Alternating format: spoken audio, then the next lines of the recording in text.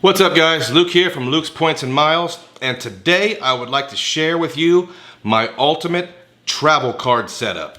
Now this is the setup I use year-round to travel solo and with my family, overseas and domestic, budget travel and aspirational travel.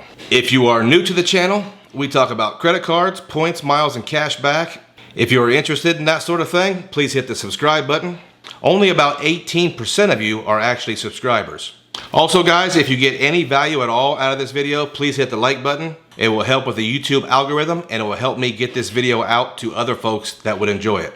Just for a background, I travel solo and with my family at least 6 to 12 times per year.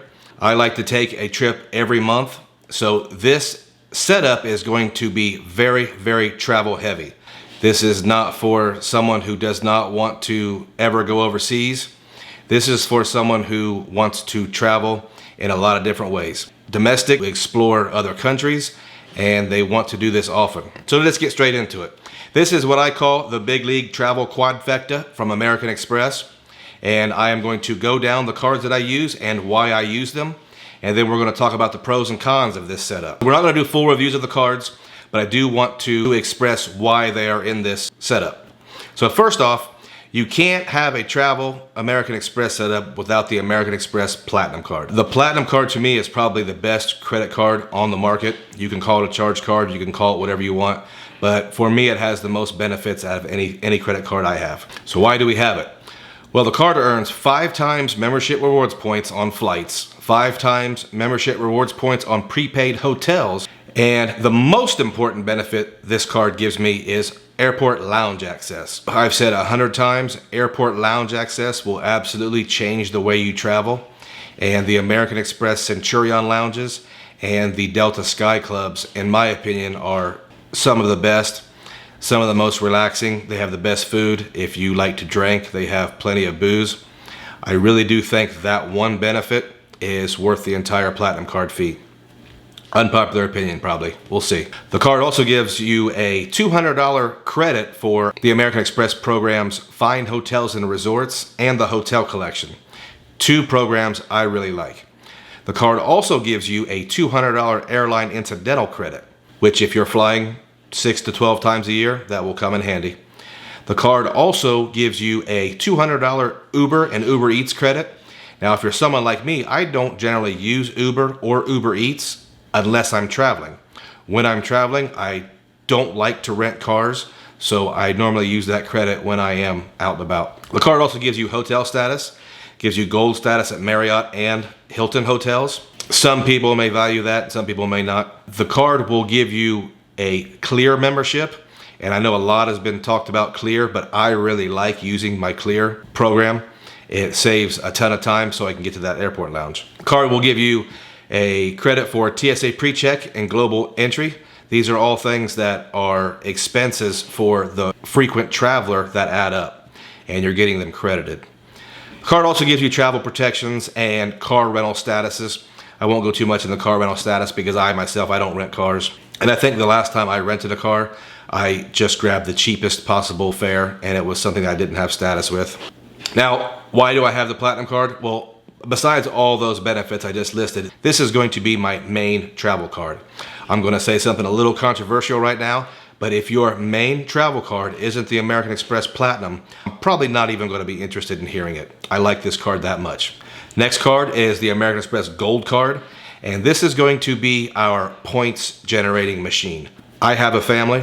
We spend a lot of money on dining and groceries, and this is 4x points on dining and groceries. This is a no-brainer for me. The annual fee is covered mostly by credits, so I can generate a ton of membership rewards points using this card on regular expenses, and I'll use those membership reward points to go places that I wouldn't normally be able to go. The card also has Uber Eats and certain dining credits. Again, I don't normally use those, but when I am on vacation or I am traveling, I do like to use those. The third card is going to be the American Express Blue Business Plus. These first 3 cards you will recognize as the American Express Trifecta, and it is probably the best trifecta for generating tons of membership rewards points. The Blue Business Plus is kind of the glue that keeps everything together. Your other category is huge, and this card earns 2 times points on everything. You'd really be surprised how often you're using that other category. One thing I will say about this card, as far as our travel setup, you are not likely wanting to use this card if you go to another country or overseas, because it does come with a 2.7% foreign transaction fee. It's the only card on our list that has a foreign transaction fee. I want to be super clear that it has that. I don't want you to use it in another country because I don't want you paying extra fees. The fourth card on this list is a lot of people's very favorite credit card, and I think it is a monster of a credit card. It is the American Express Hilton Honors Aspire card. Now, why do we have this card? Well, hotel cards in general are fairly powerful, and I just wanted to pick the very best one, and it's the best one I have. The card gets you 14 times points at Hilton hotels, which ends up generating tons of hotel points.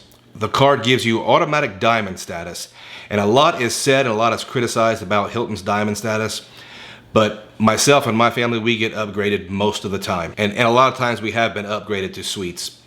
So we really value the diamond status. $250 at Hilton Resorts credit each year. Really easy to use, tons of properties that offer that. $250 airline incidental credit, very similar to the $200 we get from the Platinum card. Again, if we are going to be flying once a month, we want those credits. Some of those fees really add up. The card also comes with a free night certificate. Now, strategically, you can use this free night certificate on some very expensive Hilton hotels. Do your own due diligence to see which ones might be good for you. And lastly, the card will come with a $100 credit if you stay 2 nights at a Conrad or Waldorf. So that can come in handy. I think that's a great credit. So those are our 4 cards in our Big League Travel Quadfecta. Now, what are some benefits about using this setup? Well, this setup generates tons of membership rewards points and or Hilton points. This setup is great for both domestic travel and overseas. Hilton has a huge footprint, and if you're not staying at a Hilton, you still have access to that fine hotels and resorts and the hotel collection. So it's versatile. The best thing about this setup is I can make sense for using it on budget vacations, on aspirational travel. It can make sense with families, and it can make sense with solo travel. Just so versatile, so much it can do. Now, what are some cons of this setup? It's not perfect. The biggest con of this setup, it is very expensive to run. Depending on what you're paying for your annual fee on your Platinum card, whether it's $550 right now or it's $695 for new members, this setup is going to cost between $1,250 and $1,395 per year. Now, I can understand a lot of people watching this are saying, no way, there's no way I would pay that just to hold credit cards. We did go over a lot of the benefits, and if you are a math-focused person, you will find that that $1,300 in annual fees should equate to quite a bit of value.